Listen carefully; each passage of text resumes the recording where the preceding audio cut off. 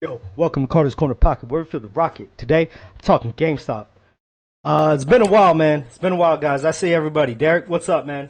Welcome. Thank you for showing up. Mind Games, what's up? I hope you're doing well. I don't know if I just haven't been able to see your streams. I think it just isn't lining up or whatever. My time and everything. Right now, the wife took the kids to Walmart to go get a gift for her birthday. So like, she's crazy. She's crazy. Took all three kids and left me alone over here to live stream. Like, I couldn't ask for anything better than that. Other than that, what's happened since since the last time I've been on? Ryan Cohen's done 2 interviews, right? CNBC, which he slided in Andrew Sorkin. You could see him giving one-word answers. I loved it. I don't know what his birthday is. My wife is in love with Ryan Cohen now, so I got to watch it, right? Like, literally in love. She was watching what I was watching, and she was like, "What?" I was like, he was like, "This guy, like the way he talks, he's mysterious." I'm like, "Yeah." He's like, "He reminds me of what you'd be like if you were a billionaire." I was like, "Well," I was like, "I don't know, man." I was like, "Hey, that's messed up," but yeah. So yeah, I think he's a Scorpio. He has. I was telling her how he has no birth date listed online in Wikipedia or anything like that. But whatever. Let's move it along. These fools right over here, yo. I got to start off the bat with this. I was gonna come in all angry, but it's funny. Yo. Look at these sinners, yo. These sinners. Look at that face. Yeah. Oh, look at these two. All right, come on. You're okay? Oh, what? Either they're having an affair or they're just very shy. They deserve everything that's coming to them with that. Yo, what's up, KCR? Welcome. Yeah, so I mean, I've been chilling. I'm gonna watch the Ryan Cohen interview on here. I was gonna talk about the macroeconomic state of the world, tariffs, different stuff. I'll run through it really quick because I want to get to the Ryan Cohen Fox News interview because that is just gold. It's so validating for me as a shareholder being here. Like when I started my channel, I think it was about $10, $11, and I was here when it dropped to $9. That's when I started my channel because it was just really. I was of the mindset, this is absolutely ridiculous, the way GameStop has been driven all the way down to $10. It's absolutely criminal, and there's no way I can't sit here and I can just sit here and let it happen. And you know Morantz, he's like, go get in front of a camera, go do something. So I took that advice. I'm like, I'm going to get in front of a camera and I'm going to do something. Now I'm here a year later, and I'm going to still be doing it. You know, I'm going to continuously do it. I can't do it as often as he can, but I'm going to be here. I'm going to continuously do it. I like to get 2 videos out a week, morning and beginning of the week, end of the week. But let's knock it out. Okay, I have the U.S. with 35% tariffs on Canada. You know, the August 1st, the copper tariffs of 50% is going to come up. That's going to affect a lot of people. Like I said in my last live stream, all small businesses that use copper for wiring, just absolutely anything, plumbing. It's copper's in everything. So yeah, and then what I envision happening is retaliatory tariffs, and then you'll probably end up seeing the market drop. But who knows? Because Trump just keeps on pushing this thing out farther and farther. Like he'll set a date, everybody's ready for it to hit, and then he pushes it out farther and farther and farther. So who knows who can be trusted? The only thing that can be trusted is you, me, GameStop, Ryan Cohen. You know, so that's all I stick to, really. So yeah, so it's the 35% tariffs in Canada. Minimum baseline of the 10% tariffs on all the rest of the countries could be raised to 15 to 20%. What else do I have? The S&P being at all-time highs because of corporate earnings, the U.S. economy being strong. But there's a disconnect between equities and the dollar, U.S. dollar currency. I say it every stream now. As we go out and work, like I work today, probably you work today as well in some form or fashion, to earn U.S. dollars, they're being devalued as we're working. So, yeah, I'm not happy. And what's going to end up happening is our U.S. dollar is going to keep declining, and imports our import to export ratio is way off kilter. So we're importing way more. I can't even remember the number. I want to say like upper 200 billion a month, and then let's say 280 a month, 280 billion, 250 billion a month, and we're exporting 180 billion, I think, around those numbers. So there's a big gap between the two. So that's what we do. We import things, you know, because we get stuff from all around. That's what Amazon is. So you're going to start seeing prices going up and our dollar declining. So we're going to have to start spending more because the other countries when you work with wholesalers, they deal in U.S. dollars. Okay, no matter what, they deal in U.S. dollars. So they're going to start raising their prices because they're going to have to convert the U.S. dollar to their currency, and then they're going to end up getting less. So they have to raise the price as our dollar declines. So what ends up happening? Okay, the actual manufacturer overseas, let's just say China. Okay, they're going to raise their price. So then the importer, exporter. This is always a shady occupation. I'm an importer exporter, but the importer is going to raise their price to cover the price from there, and then the middleman's going to raise their price, and then us as the consumer are going to end up footing the bill in the end for everything, absolutely everything. So yeah, get ready for it. It's going to happen. So here you go. This S&P, this recovery, to me, I want to say it's all fake. I'm going to tell you why I expect a pullback, and we'll see. It's the recovery. Remember in April when Trump came out, announced all the tariffs, all of that. Was it April 1st? I can't remember. Something like that. In April. Stocks went down. Nvidia took a dive. Everything took a dive. And then the recovery came straight back up. 25% rally. You know, out of nowhere, trillions of dollars moved like effortlessly. Didn't affect anything. So yeah, that 25% rally from the bear market of April 8th, it's above, like, in a 3-month rally, in a 3-month returns, it's above the 99th percentile of any 3-month return in the last 50 years. Sorry. 99th percentile, it's above that. So there's less than 1% of rallies in a 3-month span have happened that fast in the last 50 years. Less than 1%. Okay, so this is just, it's not a, oh, wow, yay, rally. This is like, you don't see this type of rally, you know? Why are stocks rallying? Stock buybacks, I was going to talk about that, but I trust me, I'm not taking too much time, okay? It's the market breadth. The market breadth is, that recovery was a narrow market breadth. What's the market breadth? It's, yeah, it's only a few stocks. The market breadth is how many stocks are driving that rally. So it's really only 5 stocks out of the Mag 7 are driving the rally. Let me see if I have any numbers real quick. Yeah, only a few select stocks are drove that rally back up. 5 stocks alone. The rest of them, I have a number over here. For the rest of the stocks in the S&P 500, the top 10 companies account for 25% of all profits and almost 40% of the entire market cap. The entire market cap. 10 companies account for 40% of the market cap. It may even be 50%. So the rest of them, their returns are, here you go. The rest of it, the median of the S&P, are more than 10% below their 52-week highs. While Nvidia is launching, rocketing, the S&P is hitting all-time highs, while the median of the S&P is 10% below their 52-week highs. So when Nvidia comes back, all that means is such a narrow market breadth, meaning 5 stocks. I know I say it over and over, but like, excuse me and my ADHD, okay? I'm trying to do the best I can. So if it's such a narrow market breadth and only 5 stocks drive that rally all the way back up, it only takes 1 stock to drop everything. It only takes Nvidia coming with a small downturn to drop everything. Okay, that's the volatility that happens when you have a narrow market breadth rally, and especially one that is over the top 99 percentile. You know, so we're playing with fire over here, and our dollar's declining as well, and tariffs are going on, geopolitical tensions. So there's literally everything going on at once. You know, factories are not producing as much. Inflation, CPI, inflation is going up. And this whole tariff thing with retaliatory tariffs, the threat, I'll say it again, is stagflation. When you get stagflation, this whole thing is going down. It's crumbling. So yeah, so low market breadth. Usually when you have such a market, like a narrow market breadth rally like that, it's usually followed by another rally or a major sell-off.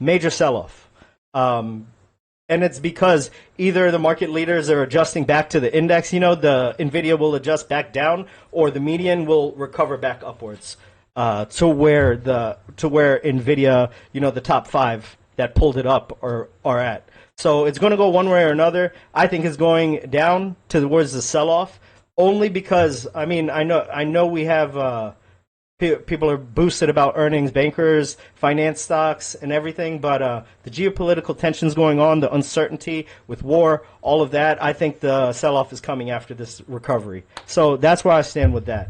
You can see over here, since 1972, S&P 500 has posted below-average returns over the next 1, 3, 6, and 12-month periods when it's at all-time high. Coincides with fewer than 100 companies on the NYSE also hitting new highs, the analysis finds. Yeah, let me just see. Just 5 stocks, Amazon, Broadcom, Meta, Microsoft, Nvidia are contributing to over half of the S&P's total return. 5 stocks, over half of the S&P 500's total return.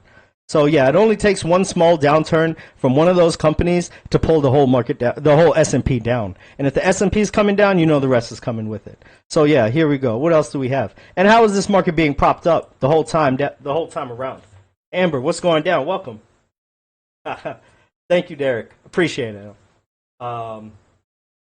Thank you. Be safe if you're driving or whatever. You know, it's not important. We're in it for the long run, so we got to keep ourselves safe, healthy. Biggest U.S. banks hike dividends, announce share buybacks. Share buybacks are propping this whole market up. Somewhere around here, I'm really not gonna run y'all through this whole thing. News Corp announced $1 billion buyback. I think over $700 billion in share buybacks have occurred so far, and I think that was as of April, from like January to April. So it's only continuing. Look at this, July 15, 2025. Citi shares rise to highest since 2008 on stock buyback plan. Stock buyback statistics. Companies spent about $700 billion on stock buybacks over the first 3 quarters of 2024. Also known as share buy. Okay. Yeah, $700 billion over the first 3 quarters of 2024. That was last year. But that's how they're propping the market up. That's one way they're keeping the whole thing up. Share buybacks at a ridiculous rate. And then over here, I'm gonna just tell you the big quick summary. Goldman strategist. Now he's at Citadel because you know how it works. Anybody leaving the SEC is going to go get a job in private equity, a la Gary Gensler. You know he has all those ties. Mr. Family Office himself. As if he's innocent trying to work for retail. That's such a joke. While his family office can skirt every single regulation and be unmonitored, moving billions around. Not his, but any family office. Moving money around that can collapse the whole global financial system. That amount I'm talking about. Unmonitored. So yeah, so over here, they're just saying like he sees the next month as bullish on U.S. equities, but I've heard multiple people now talk about August. Is it August or what? No, not next month. Sorry. When was this written? Let me make sure. Basically, he just said later in the year, somewhere over here. Let me see. He's wary during mid-August. I'm recommending investors add equity index hedges for September. Yeah, so there's another thing. People are hedging the U.S. dollar. They're shorting the U.S. dollar. Look at our decline. Like I'm pissed off about my dollar going less, like you know, being worth less and less every day as I work harder and harder to try to maintain. You know, my daughter's birthday's at the end of this month. We're going on vacation. I'm like always thinking like, yo, I could be buying GameStop shares with this. I'm always trying to, I guess you could say, be frugal, cheap. I'm not cheap. I just want to make every dollar work. You know. As much as it can, as well as it can, as efficient as it can work. You know, I take my family out for nice experiences, do nice things, you know, but I just got to be smart. I'm smart with my money, you know. Okay, over here, the dollar. Look at this decline just overall. Like, it's on a downward trajectory over the last year. State Department layoffs, and people are, while all of this is happening, people are laying off people left and right. This is like embarrassing. If I got laid off from the State Department, I would not want to be walking. Look at this guy's like worried face. I don't want to be walking while other people are like, my coworkers are like staring at me, clapping, and like all of that. Like, just leave me alone, let me leave. You know, in my box. Because at my desk, I only have like a stapler, notepad, cell phone charger, and like hand sanitizer, a couple other things. Like I could be gone, nobody would even know I've been there for like over 10 years. In like a few minutes, I could pack up. What's going down, Burton? Because I can. You know, what's up? Yeah. So 1,300 a little over 1,300 State Department layoffs. Here's low market breadth. I already talked about that. When a stock market index advances, but only a small market small amount of stocks are pulling it up. So that's what, like, it's House of Cards kind of. Like, a few cards are holding up the whole thing. It's like a Jenga block standing up on like one little block on the bottom in the middle. So yeah, Intel continues its layoffs. Listen to this. Intel layoffs announced in July crossed 5,000 in numbers. Numbers increased by 4 times. That's crazy. Why is the U.S. dollar falling by record levels? U.S. dollar worst 6 months since 1973, 50 years. Central banks ramp up buying of euro bond sales. Okay, what does this mean? All right, so that means international investors, central banks, they're, instead of going long on the U.S., being like, oh, I want that 30-year treasury, 20-year treasury, 10-year treasury, they're seeing less value in the U.S. currency, in the U.S. treasuries. So what are they doing? They're going to Europe. They think Europe is a better value. So there's less demand for U.S. treasuries, means the U.S. dollar is in less demand. Supply and demand laws means less demand, the value drops. So that's why our U.S. dollar is dropping, pulling out. People still are holding their equities. That's why equities have not fallen. But they're pulling out of the treasuries at the same time. So this whole topsy-turvy, upside-down world, geopolitical tensions going on, all this tariffs nonsense, like nonstop, setting dates, moving it, signaling Wall Street to do whatever. I think we've spoken about that. This lady. I'm not even going to play it. Like I said, I want to get to Ryan Cohen. That's the reason I started this stream. But yeah, screw all that. She's just going to talk about the dollar declining and same stuff I've said. Record 305 million spent on trading cards in June. An all-time online sales record for sports trading cards transaction was set in June, with more than 305 million spent on the hobby across major auction houses and marketplaces. According to Card Ladder's industry page, the 305.7 million total is the highest for single month in the data tool's history. That total tops the previous high of 303 million, which was just in March. June's total will likely continue to increase throughout July, and additional sales are added to the final tally. 5.2 million transactions logged by Card Ladder in June are the second most recorded by the tool, trailing only March's 5.6 million. So yeah, trading cards are booming. You heard Ryan Cohen, amazing. I'm gonna play the interview next, but yeah, he said it's trading cards, TCG. It's less of a cyclical business. I love it. He solved that problem. We, like, gaming wise, you know it's a cyclical business. We already know Q4 is the best. We know how the waves go. Other people don't. Maybe it'll be more. So like, get ready for profits. Get ready for profits every single damn quarter. If we have a more a less cyclically inclined business. So yeah, let's go, Ryan. Let's do it. Things that we think or take for granted, things that we believe will always be there, they won't be. Things are changing rapidly, but it's hard. The acceptance level is hard. It's hard for several levels rather. The elites, it's hard because they lose their power. They lose a lot of their grip. They no longer control the narrative, and they no longer make all of the money. For the masses, it's tough because you change day-to-day routines. You know, 9 years after the development of the first car, there was a movement to bring the horse and buggy back, right? They said, you know what, we tried this thing for a few years. I like my old horse and buggy. Obviously, that would have been a big mistake. So picking up on that conversation, looking where the market is right now, you got 11 sectors in the S&P 500. Only one is up, and almost the S&P is just only down fractionally, just that one sector, but it's technology. It's all about technology. It's all about where we're going as a nation. We are moving at the speed of anticipated Nintendo Switch 2. How about we turn this into a positive development? It's at 2 thoughts when you heard about this whole thing. We got limited inventory and they're damaging our limited inventory. Yo, I was cracking up at that. Like the dude in the next line, he's like, the dude's probably on the sofa watching this. You thought about it like a shopkeeper. You didn't think about the public relations part of it, huh? I thought about it as we got to get rid of them. I got you. Well, I'm sure they're probably watching this show from a sofa somewhere. But I love how you turned this into something positive, right? Something uplifting. And let's be honest, your emergence as the CEO of GameStop has been uplifting. It's created a rock-solid groundswell of believers. And so what I did is so many of them reached out to me on X. I told them they could help me ask you the questions today. So this is what we're going to do. I'm going to get the first question to you. It's from a guest. He's one of my favorite guests. He's loaded up on your stock, Kip Harridge. And his question is, share your views on financial engineering in the GameStop way and give us a snapshot of what GameStop will look like in 5 or 10 years. That's what everybody wants to know.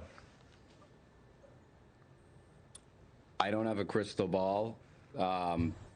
But if you look at where the company was from when I joined the board in January of 2021, and a few $100 million of debt, losing hundreds of millions of dollars, to where the company is today, $9 billion of cash on the balance sheet, and the retail business is running profitably, then if you may be able to extrapolate and see where we will be in the future, but time will tell. It depends on macro conditions, but we'll see what happens. But we've come a long way in a really short period of time. You've come a very long way in a short period of time, but I think now everyone's kind of thinking the catalyst, right? A month ago, I took my granddaughter to the American Dream Mall in New Jersey, and it was pretty much empty, except we came up on this one store. It's called Pop Mark. And I mean, it was just brimming with business. These kids were everywhere, and they're doing the collectibles, and they're doing all of this stuff. And I'm thinking, I thought about you. I thought about GameStop immediately. Now, how do you tap into something like that? I mean, we've moved the business from a big reliance on hardware and software to collectibles, and so we're selling a ton of trading cards, both sports and TCG, and it's a much more durable business. It's not as cyclical as hardware, which, as you know, it's hit driven. The software business, hardware is every 6 to 7 years, and it's TBD in terms of the future of hardware. So we've got a much larger collectibles business today, and generally the business is much more efficient. Off the bat, addressing everything every doubter has ever said, making fun of Funko Pops, plushies, all of that, trading cards. What now? Like, he just addressed it, squashed all your beef with GameStop. So what now, Noisy Corax, Tony De Niro? Let's go. It's going to be a smaller, less stores, but more profitable company. And most importantly, we're generating profits every single quarter now. So typically in the losing money every single year. I mean, it's hard to appreciate what a piece of crap the business was when I joined the board and what was going on in the boardroom and management. But we're making progress. Yeah, I actually used to use this as a cautionary tale on a company buying back stock and rewarding CEOs with big bonuses while the company was itself failing. So you're absolutely right about the crappy part of it. Let me ask you about these earnings, the last earnings release. It's really, to me, it was pretty evident when the number came out. Everyone was focused on Bitcoin.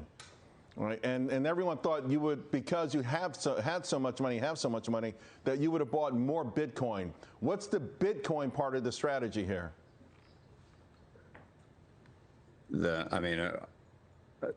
I look at it as a hedge against inflation, a hedge against global money printing.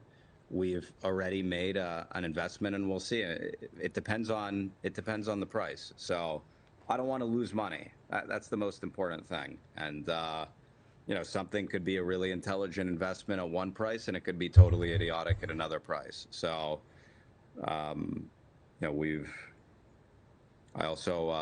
haven't called our shots, but we may buy more Bitcoin, or we may not buy more Bitcoin. We'll see what happens.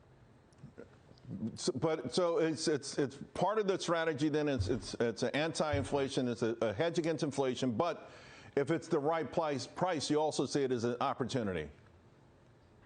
Yeah. So so you're sitting on $9 billion.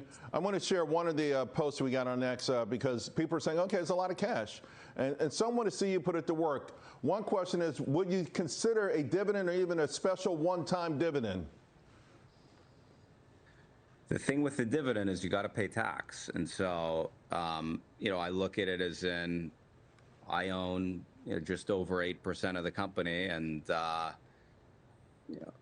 granted, we better not do something foolish. But if we don't do something foolish, then better off keeping the money in the company and looking for the right opportunity than going and paying a dividend and paying taxes. You're speaking of looking for these opportunities. Are you? Because it feels you did the hardest part. You cleaned up a business that was awful, but this next leg up. Are you being too cautious? Folks want to know, where are you looking? Not going to fall in your lap. It has to be the right time. So, we are in a position today where the retail business is profitable. Maybe the future value when you think about GameStop has more to do. Again, this is a guess, but it may have more to do with how we deploy our balance sheet than the cash that the retail operations will generate. But boom, right there. The future of GameStop is not what it is right now. It's not the business right now. It's how he deploys the cash, what opportunities he sees. I mean, he is just being absolutely smart. It's everything I ever wanted to hear from him. Yeah, I was messaging Morantz. I was like, yo, this thing hit me in the feels. Like, the day it came out, I was just like, I think I had the most peaceful sleep I may have ever had, having a baby and two other kids. It was like the most peaceful I slept. The guy has only invested like what 8-9% of GameStop's cash into Bitcoin. Like, I'm cool with that. I'm perfect. I'm fine with that. That is such a responsible move. He's doing $500 million is nothing to scoff about, you know. And as he says, it's a hedge to inflation. So however this world goes, whichever way the market goes, we are ready, locked, loaded, ready to pounce. And you're going to see it. Pounce. What did Adamir say? Pounce 40 chess. Ryan Cohen's playing it. It needs to be the right time. And, the capital markets are funny. They can go, and this happens every 5 or 10 years. They can go from green to red and they don't flash yellow. And so, there may be an opportunity tomorrow. You never know. I mean, we could wake up tomorrow and the markets can be down 20%, and GameStop will be in a position to take advantage of those opportunities. This is everything, every single thing we've been saying. Market will pull back and we're ready. We're ready to get whatever we want. Controlling stakes of companies. How many companies you want to run? We got the cash, And he's the number one shareholder. He is a shareholder. You know how much bullshit I've heard from Tony De Niro about dilution? Those will dilute eventually. It's like, okay, so what? So what? He's making moves. He said he's going to do what he does. He's going to treat the money like his own, the capital like it's his own. And that why? He's the number one shareholder. Whatever he does with this company, he gets diluted too. So is it dilution? I mean, yeah, but he's doing it because he understands where he's going. You're talking about the leader of the company with all the skin in the game. All of the skin in the game. Making moves, and you're calling it he's diluting his shareholders. He is the number one shareholder. When they happen, but I got you. We'll look everywhere. Okay. Yeah. Listen, that's how we all do our own individual portfolios as well. I want to ask you about shareholder value.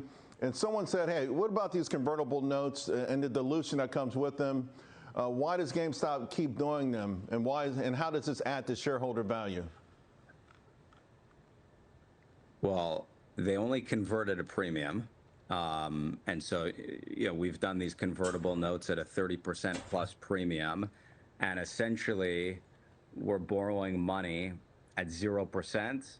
We're giving a conversion right at 30% plus. So if someone's willing to lend you money at 0%, then it'd be pretty foolish not to take that money, as long as we don't do something stupid with it. Right. So, obviously, and another thing, GameStop can just return the cash straight back to them. We have a 7-year runway to make more money with the $4.2 billion that they gave us. So why are you so negative about this? Why are you so negative about it? I just don't understand. What's your motive, Mr. Trader, Mr. Day Trader? Really bothering me. Really bothering me.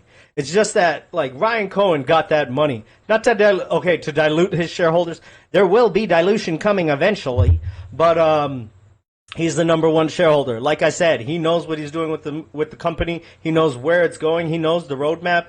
And he's telling you right now, he's waiting for the market sell-off. The market sell-off that I just spoke about, because the recovery was in a narrow market breadth. 5 stocks accounting for 50% of the S&P 500. Of the rally. So, of the market cap, right? There's a market cap, 5 stocks accounting for 50% of the S&P 500. And the rally being in the top 1%, over a 99 percentile. And usually when you have a rally off that narrow market breadth, It's either it's a rally or a major market sell-off. So what do you think is going to happen? He just told you GameStop is ready. It's ready to pounce. He is ready. He knows. I mean, he knows. Obviously, we got No way this dude comes out of, like, I would say hiding. Hiding sounds like you're scared. Not really hiding, just from silence. Comes out, does the Bitcoin conference. Comes out, does 2 interviews in a day. And I love the way he ended that. But I'm gonna play it when we get to it. to talk about short selling. Shake Zilla, thank you, man. What's up? Dope Cho, I see you, man. Up and to the right. Selling in GameStop has been legendary. At one point, it probably was valid, considering, again, past management. Just about everyone's asking about 3 things when it comes to this. First of all, why GameStop? And do you see any form of illegal synthetic shares or whatever it might be, illegal shorting? And what are you doing to fight back against this? Even from when I made my original investment, I was fascinated at how much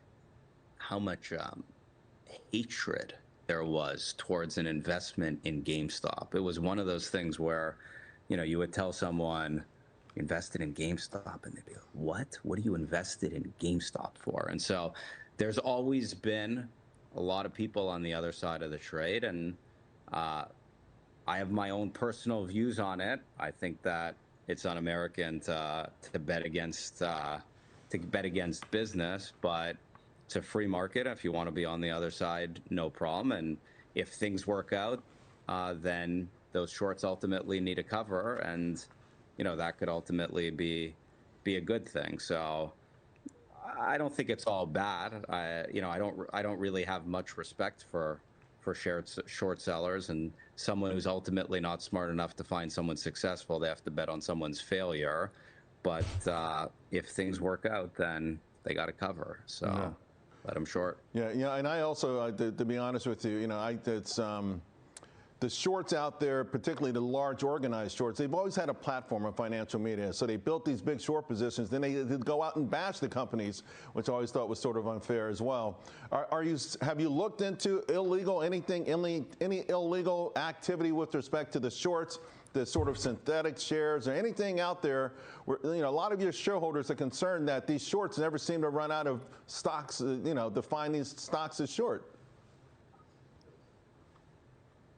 I'm not scared of the short sellers. Okay. They can short the stock. It's okay. All right. Hey, let's talk about I'm spending my time on the actual business. Ultimately, the stock will take care of itself. It's really focusing on the business. And frankly, if people are in GameStop and they're looking to make a quick buck, then that's not the investment for them. You should invest in any investment for the long term. If you're day trading, then you take all kinds of risks. Well, I think by now you know that a large portion of your shareholders are not day trading. They're what we call diamond hands. They believe, and they. 100%. Afghan Battle Rat, what's up? Catalyst. I like that name. That's funny. Michael Solar. So you were talking about the conversion price, right? Yeah, so I mean, GameStop has the option, right, to convert it or not, or pay it back in cash. That's what it says. That's the way it is. It's issued at a premium. I think he said it already.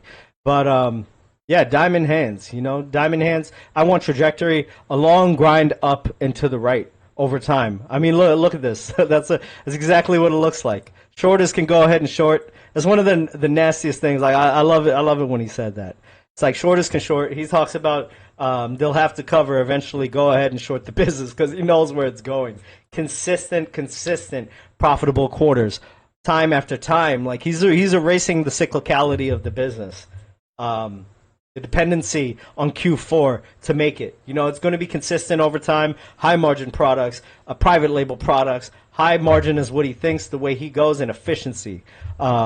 Well, who cares? Who cares if we lessened our store count? I think I saw him talking about scalability with Chewy, and like I said in the last live stream, that's the reason he sold it such a higher cost, because for the $3 billion cost. That's the reason it was attractive, because of the scalability of the company, the way he had it running, the way it was set up, and the business mindset he has to just create a well-oiled machine business. That's where GameStop is headed. And I think I'm pretty. I can't quote him word for word, but the gist of it is that he was talking about scaling the company down, getting it under control, under wraps, make it profitable, and then you can scale all the way back up. So we're at that level where we're profitable, and we can scale. But he wants to go on e-commerce. He loves e-commerce, right? So we can do anything. But like he said, the current business is not what GameStop's future will be. There's so much more to it. A 20% market drop could come anytime. Their belief. They believed in initially, I think, to fight the system. To your point, they saw the same hatred that you saw. This hatred from the financial media, this hatred from Wall Street, this hatred from the elites who've looked down on them, they've looked down on small companies, and they've been able to stomp and trample over these people from the beginning of time. So GameStop became sort of this symbol, right? This symbol of fighting back. And people bought into it, right? I bought shares because I wanted to partner with them, not because I believed in GameStop. This is before you even came on board, but because I love to fight back this nation. That's how this country was born. That's why America's the greatest country in the world. So you've got folks who are in there with you. They're in the trenches with you. They are diamond hands, and I'm glad you're on the show today to help share your ideas and your vision, because that's all they really want. Words of encouragement, to understand what's going on with the company, to understand what the game plan is. So that's why I'm really happy that you're doing this right now for them. Before he speaks, he said, I got emotional at this part. Not even lying. Like, if you didn't get emotional with this, I don't know, because it's just so validating to me. Like, everything we've been talking about, one after another. I didn't need a word from him. I didn't need an appearance. I didn't need an interview. I didn't need any of that. I just needed him to work, which he always does. Because we know who he is. You heard him say, shorting is un-American. I don't agree with betting on the downfall of a company. These are the business principles, the morals that his father has instilled in him that lets us know the person that he is. Of course, we can't know exactly who he is, but we can extrapolate. We can see his actions. We can see what he does. He has a self-deprecating sense of humor, just like I do. Like, I feel like he's my boy. That's how it is. So, I know the mindset, I'm just so confident. I'm so confident. I didn't need a word from him. I didn't need any of this. But this is so validating that I got emotional, no doubt. Moran's hit end on his stream right when he started playing this. So I know he got emotional. But in a good way. I mean, we just... I marched forward with such a... I was never in the military, but I'm just going to say it. I marched forward with such a military mindset.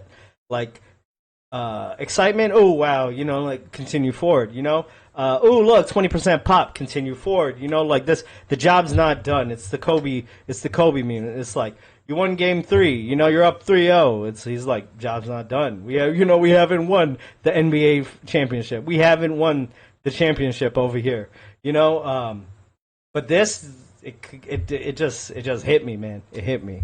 I'm sure y'all felt the same way. You're preaching to the choir. I mean, look, it's all, pardon my French, it's all a scam. It's all fucked up. You look at private equity, you look at venture capital, you look at all of these pools of capital, which really exploded since the financial crisis, and it's all perverse financial incentives. They don't give a shit whether they make money or not for their LPs. They're getting management fees. So they want to deploy the capital as quick as possible, and they're great at sales, and they're making their 2 and 20, and even if it doesn't go up, then they're still making 2%. I'm a retail investor, so I make money if the stock goes up, and I don't make money just by going and sitting on my hands. I only 100%. He said basically he's not selling. 100%. This is a legacy thing for him. This investment is a legacy for me. It's a legacy for him. He has smaller children. He's building something. He wants to be the example for his children the way his father was to him. So do you think he's going to sell, rug pull everyone, like they said in Making of a Meme King? Telling us to sell. That whole thing was just a hit piece on Ryan Cohen. Telling us to sell because you don't know if he's going to do the same damn thing what he did with Bed Bath & Beyond investors. This is a legacy. It's a lifetime thing for him. Make money if the business does well. So that was the setup of the trade. You basically had all of these elites, fancy hedge funds and private equity and everyone else who knows who was shorting the stock, and then you had myself as a retail trader, and you had a bunch of other retail traders on the other side of the trade. And I love it. He said, I'm a retail trader. All that means to me is, like, he says, I'm one of you. And he proves it. He's a shareholder, right? Whatever he does to GameStop affects him in the same manner that it affects you and I, even more because he has the largest position. But the same thing. Like, you get angry, you want to get angry about share offerings. He's thought all of this through. Don't be an idiot. Yeah, and to your point, I point this out at least once a week, probably more often, since 2009, how everything has changed. The financialization of our nation, where money just creates money, and it's all about gimmicks and product, and instead of real, true innovation and hard work. And that brings me to something I just want to get you to share a little bit, Ryan. Just your own personal background, your own personal success story, because I think it's really something that can motivate a lot of people. Where do you want me to start? Well, we've got about a 5-minute window, so you decide. I built this pet food company. I had an idea to sell 30-pound bags of dog food in the mail, and we ended up going head-to-head against Amazon, built a bunch of big warehouses, and ultimately ended up delivering a really high-touch, better experience focused on the pet category. And I've always been an entrepreneur. I learned from the best. My father never went to college. And thank God, by the way, if you look at what's going on now in the colleges today. So that's a competitive advantage too, as far as I'm concerned. But I've always been an entrepreneur, and I invested in GameStop originally as a passive investment, actually. And as I engaged with the board, they had originally reached out to me to join, and they offered me a single board seat. And I was, again, ultimately just be a patsy, one of whatever, 10 or a dozen people on the board.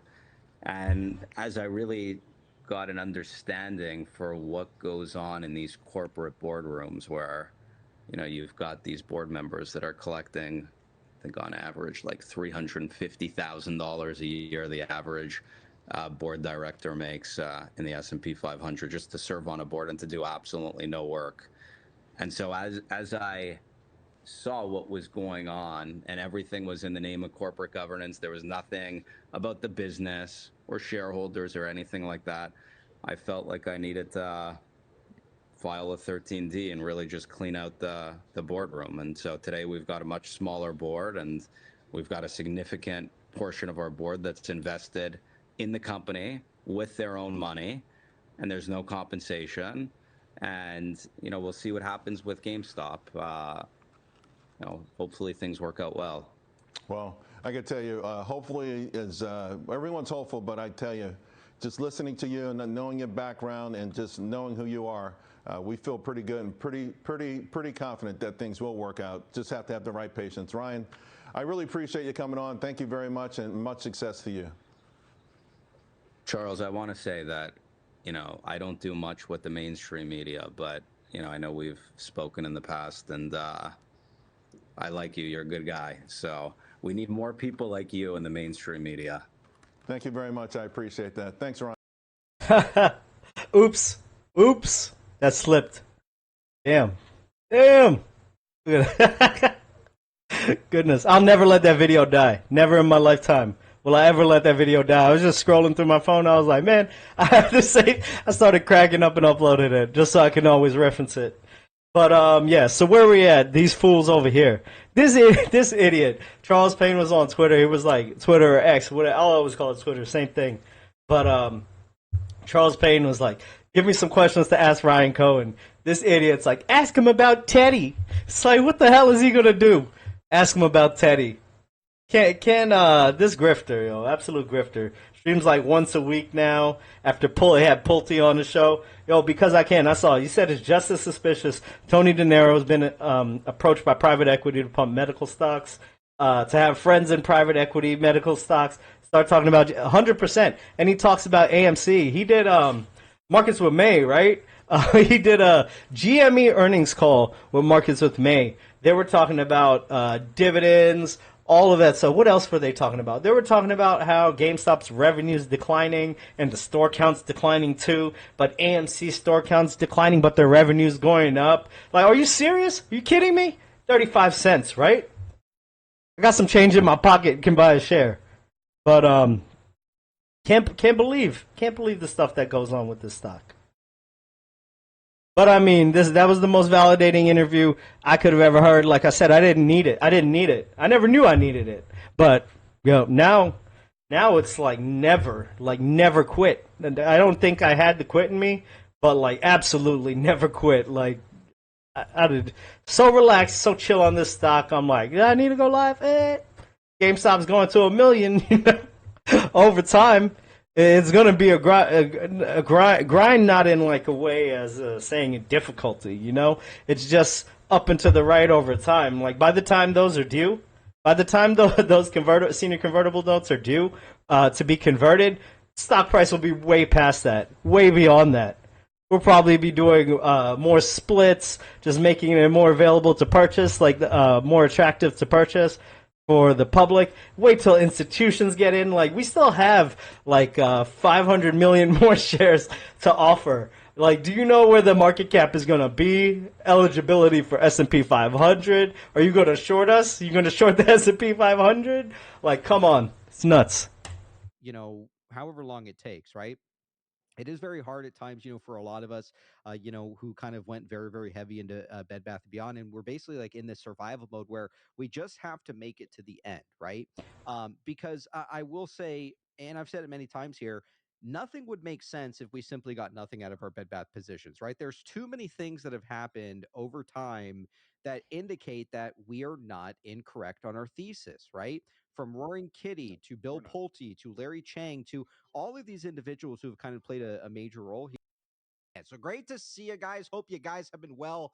Hope your trades have been paying, man. I mean, some of the market right now has been running up. Obviously, it's been kind of slow with GameStop here. I think it's just a very large accumulation phase here, but been seeing some of you guys out there riding Quantum, riding GNS, some of these other stocks as well. Again, I don't know. I don't really know what to expect. I think that the safest bet in the entire market right now, right, is obviously a lot of our Bobby that we can't sell. So I mean, we're permanently holding this one. But when it comes to GameStop, right? I mean, it's the safest stock across the market, right? Company to acquire. I'm confused how you hold nothing. The Bed Bath & Beyond is the safest bet on the market. It's not moving. Yeah, I guess you're right. It's not going anywhere. It doesn't exist. You can't hold anything. For GameStop. But I think the biggest thing, okay, take all of this into account. They're sitting. You want to hear some dumb shit? Listen to this. Sorry. $9 billion in cash. Yes, the company is very much, I think, undervalued at this point in time. It's basically at the same levels that Ryan Cohen had basically bought 500,000 shares at recently too. But I think the biggest thing is that GameStop has not made a move yet with this cash, right? And I think that it's safe to say that possibly, yes, I think DK Butterfly is in the works to be this like acquisition target, okay? Some people say it's crazy. Some people say, no, it's not going to work. But, people tend to forget that Berkshire Hathaway, before they became Berkshire Hathaway, they started as a textile company, right? So it's... Yeah, GameStop's going to acquire DK Butterfly, just like Berkshire, referencing Berkshire Hathaway. This dude is so pathetic and sorry. I'm sorry. I can't play anymore. We're done. Okay. Now we got this fool over here. This guy over here. The hell is he dressed as, man? Clown. What is this? Or not as... they have higher price targets than me, 350, 4. I'm not even going to waste your time. Hold up. If you want to be well, listen to these guys. Are you tweeting yourself in the chat? Here's some Tony De Niro. long-term investor, GameStop investor. I'm talking about what I'm doing, okay? Because you're here watching me. I bought some today at 465. I bought some 2 weeks ago at 464. I bought some a month ago at 420. Why would it run up until we get this quarter behind us? And right now we're at that break-even point where we expect that, the last part of this month will be the profits for AMC. And we don't know how this quarter is going to end. Is it going to be 2.5 billion domestic? Is it going to be 2.6, 2.7? People were hoping it would be 3. I've been telling you guys for a long time, I think it'll come in between 2.4 and 2.6, and I'm still sticking to that. So I think there'll be a slight profit for this quarter, maybe $20 million. And I think that when we see at the end of this month the final box office, then all of the analysts will go and crunch their little computers and, oh shit, AMC is going to make a slight profit, and we forecast negative 13 cents. We better do a EPS revision. This is how I see it playing out. And so sometime in October, I think you'll see some of these analysts update their earnings, and then they're going to keep their $4 price target. That's my prediction. AMC is going to make positive 8 cents, but we still have a $4 price target because of what? Mediocre Debt. The debt, Tony. and risk of dilution. That's what they're going to. By the way, AMC was not positive. It did not do what he said it was going to do, and it's only gone down from there, all the way down to $2, Mr. Buy at the bottom, sell at the top. Tony De Niro, like he honestly, the way he sounds, always never shows a position. Always talks about how he gets in at the bottom, sells at the very top, rinse and repeat. Always does it. How great and grand he is. He sounds like a sports bet. What is it? A tout, a sports betting tout, pushing out all their wins, saying 80-90% wins, this and that. Here we go. Now we're gonna listen to what he has to say about GameStop. Yeah, there you go. Pushing out private equity, AMC stuff, saying that it's gonna go up. So he's getting in at 464.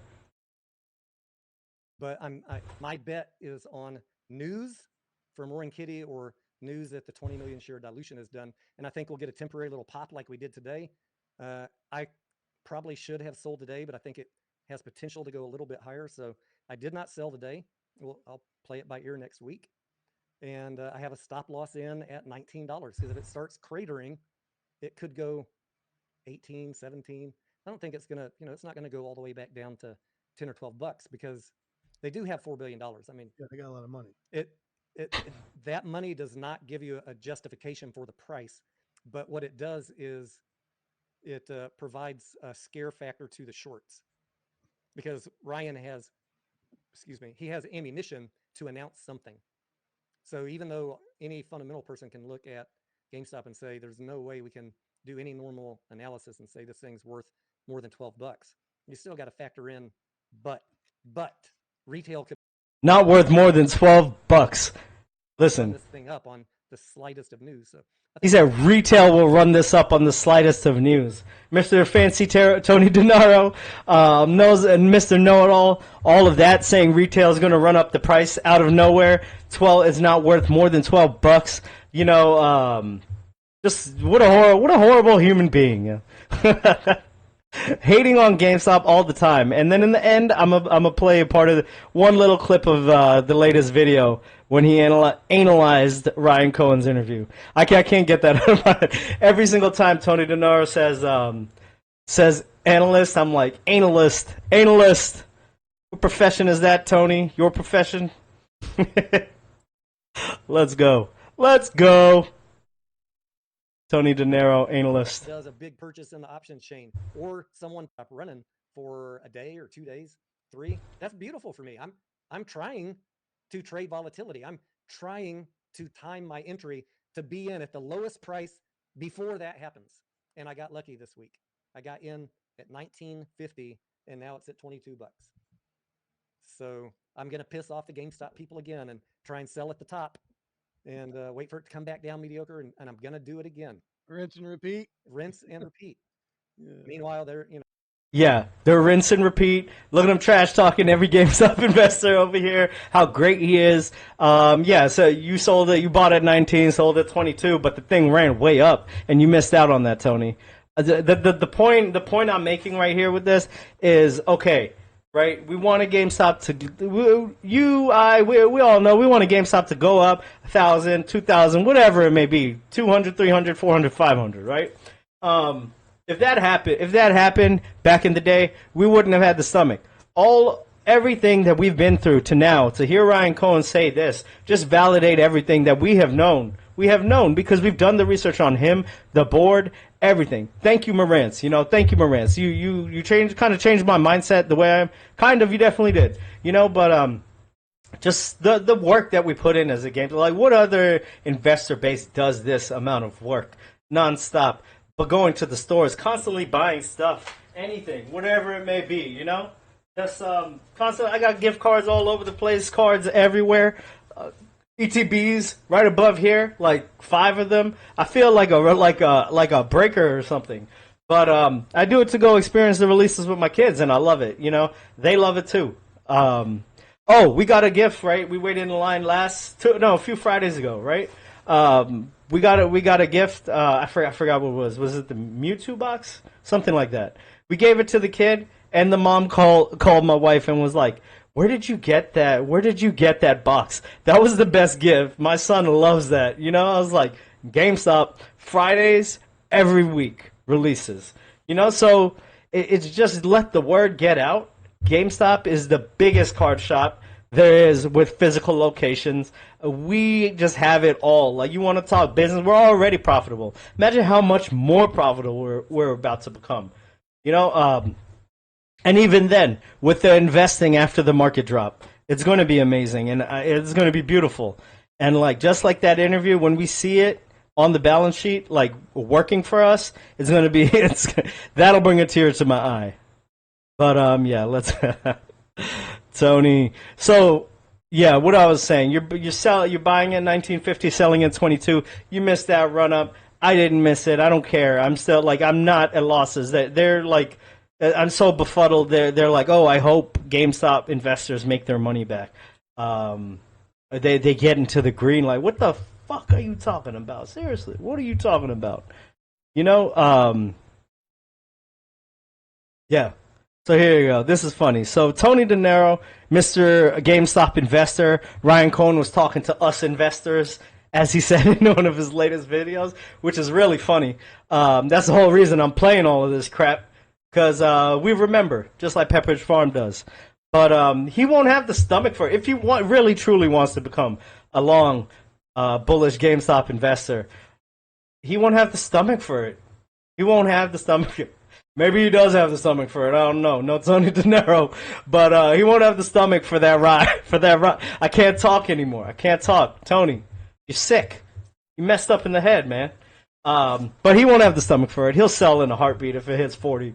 If we ever go up to 40, he's gonna sell. He'll never be able to make it a 50, 60, 70, 80. He will never make it back to all-time highs 120 when we get there. That is not far out of reach. Like, come on, we're at 23.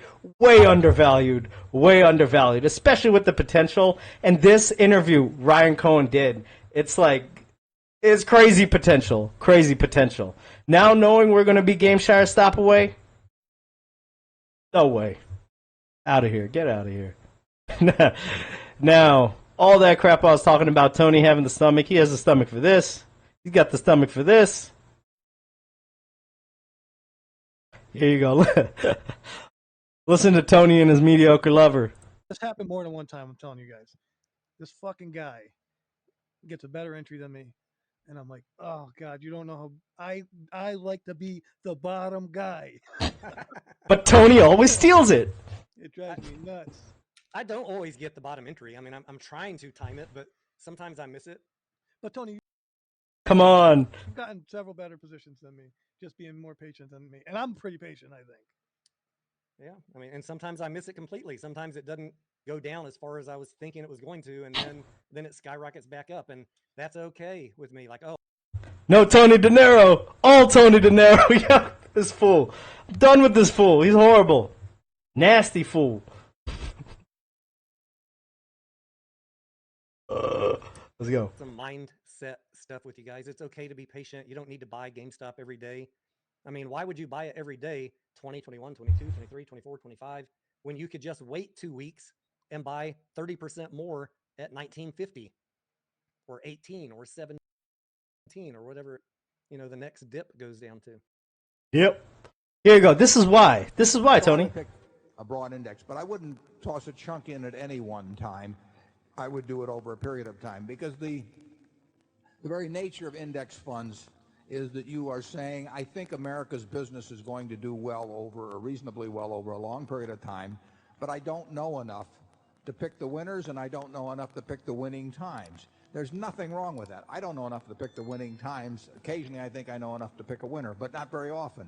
And I certainly can't pick winners by going down through the whole list and saying this is a winner and this isn't and so on. So the important thing to do, if you have an overall feeling that business is a reasonable place to have your money over a long period of time, is to invest over a long period of time and not make any bet implicitly by putting a big chunk in at a given time.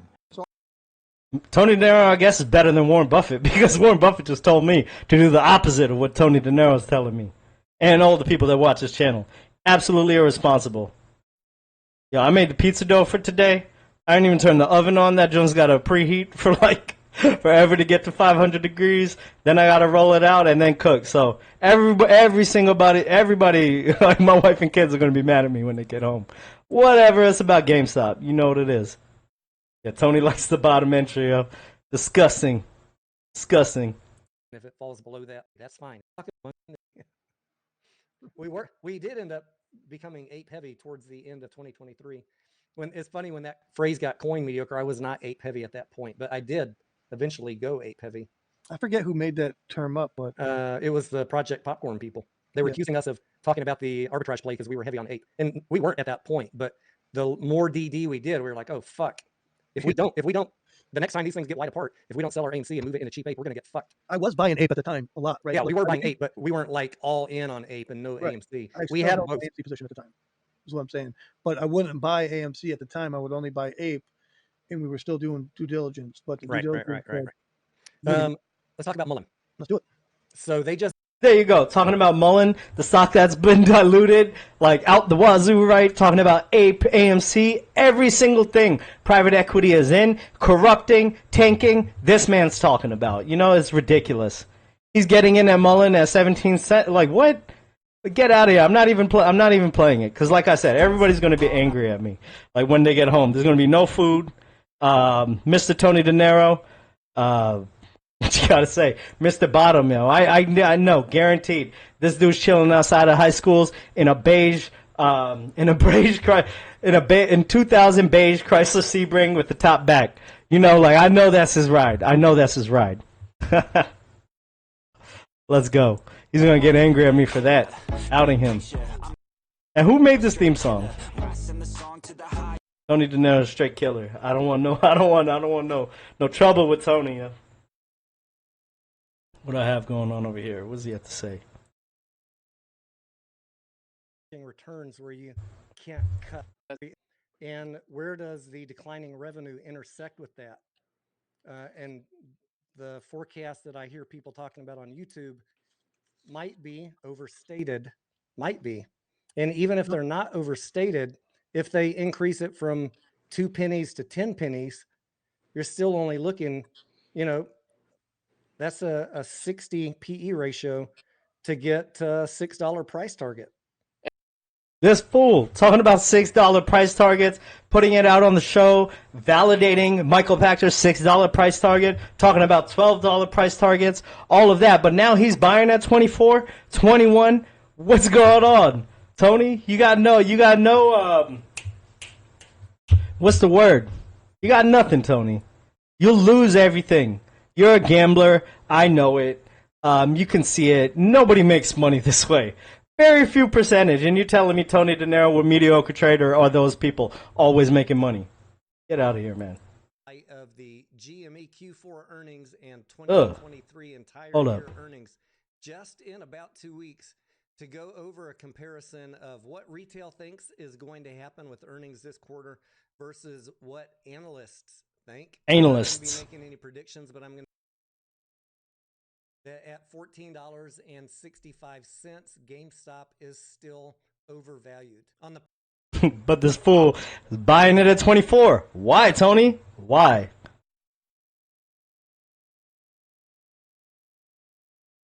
Oh, shoot. I just put the volume up, so I hope I don't blast your ears. And if we look at the top middle of the screen here, if we give GameStop on 11 cents annual earnings a pretty high PE ratio of 54, that gets us a price target in the $6 range. There are Non-stop. Keeps on. GameStop on a virtual unstoppable run over the last couple months, blasting through every single one of those red supply zones there on the chart. Next week, is Ryan Cohen about to pull the rug on investors? And Ryan Cohen going to pull the rug. That's how he opens it up, right? money, but Okay. it's not going to be enough to drive Ugh. the type of price that retail traders want to see for GameStop. Let's see. This is the one. Here you go. This is Tony, us the investors. Ryan Cohen was speaking to us when he literally said, if you're day trading, that's risky. You're going to lose money. He's here for long-term investing and long-term investors. Diamond hands. Unlike you, Tony. So stop it. Quit How playing. Wall Street is looking at it. How we, though, are looking at it as investors, the reason that we're buying the stock is because we are thinking more about what is the potential, where is the direction that Ryan Cohen is taking this company, and what is the potential. When does he talk about potential? This fool just talks about little $1, $2 nickel and dime trades. Tony's got his AR over there. Like, he's so tough, he's got to put it in the camera, right? Okay, Tony. Let's see. What else does he say over here? What a skeezer. What a slime ball, man. A sleazy-ass person. Doesn't deserve to be a long-term investor in GameStop. And sobering points here from Ryan Cohen to us as investors, reminding Us as investors. My daughter, yo. My daughter's so fun. Ricky B. Loco, what's up, man? Yeah. So that's it for Tony De Niro. You know, like I said, yo, Tony, stop chilling outside of high schools in your beige Chrysler Sebring.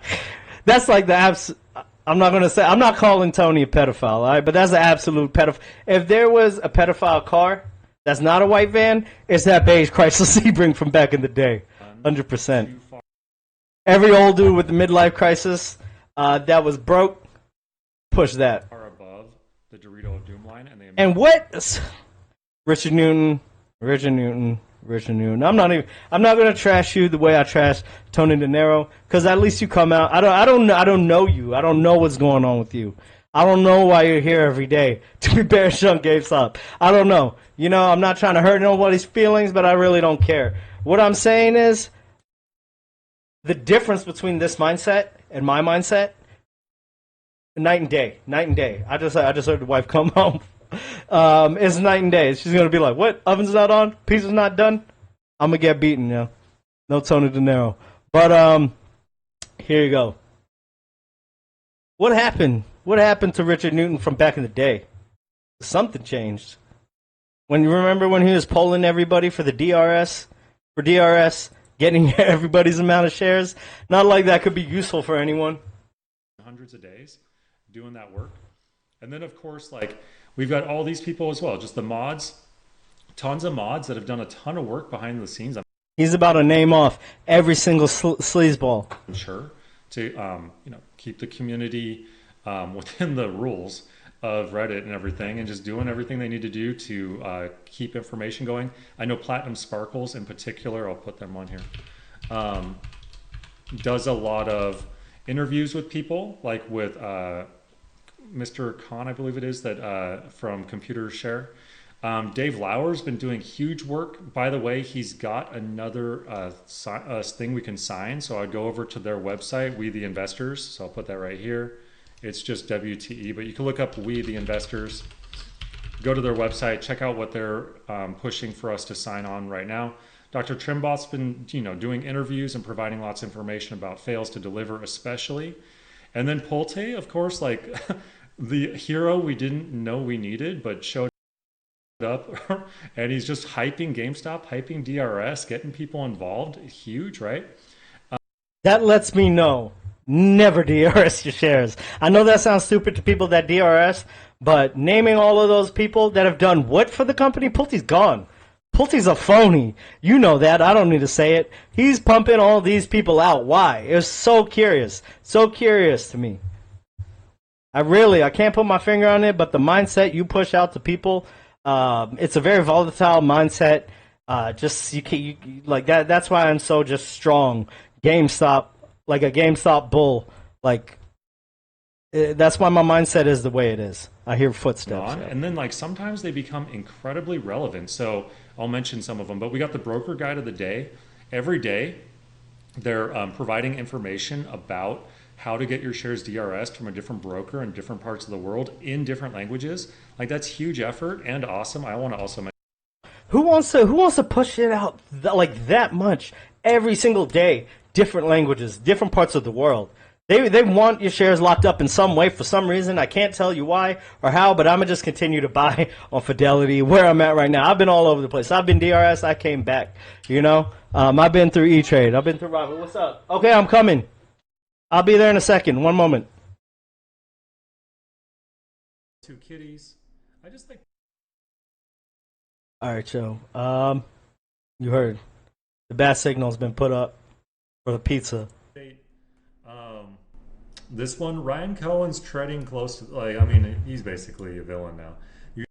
Okay, yeah. You see the difference? You see the difference between the past Richard Newton and this Richard Newton? All depressed, lowly, can't take it. You know, that's what that mindset gets you. One more slip up in his mindset, and he's out. And I'll tell you why. I'll show you why. You either die a hero or live long enough to see yourself become the villain. Ryan Cohen is not making a lot of friends right now. I had him at S tier at one point, dropped him down to A tier, I think, in one of the last videos. I'm going to have to drop that guy down to a B tier. Or goodbye GameStop. Because honestly, like, I'm frustrated. Like, I said kind of in one of the recent videos, like, this has been a labor of love. Waking up at 4 in the morning, day after day after day, to draw, to put out videos, to be hyped when, I don't know, it's like stock price has just been going down, down, down, down, down. It's like now leadership is basically saying, hey, stock price is elevated. It's a good time to cash in. It's like, nah, bro, like we don't see it that way at all. Like I see us as still being like way down. Like, please don't issue shares if you don't desperately need to. Why could, anyway. Yeah, yo, that was funny. Who wrote that? T plus 69, 23 plus 2000 hut hike. Let's go. Let's see if that AR has serial number or ghost parts. Yeah, he probably got the. It probably jam, right? Because he's a cheap ass. You know how he does it, right? Put it together, it'll probably jam. He'll be stuck. Never mind. I'm not even gonna do it. John T. Singers, I'm about to go preheat the oven. Can't stop, won't stop. GameStop. Ryan Cohen, man. Amazing interview. I need nothing else. Just be silent. Start acquiring companies when the market inevitably drops. Thanks to the narrow market breadth, 5%, 5 stocks carrying 50% of the S&P 500. So when one stock drops, it's over. All right, guys. Can't stop, won't stop. GameStop.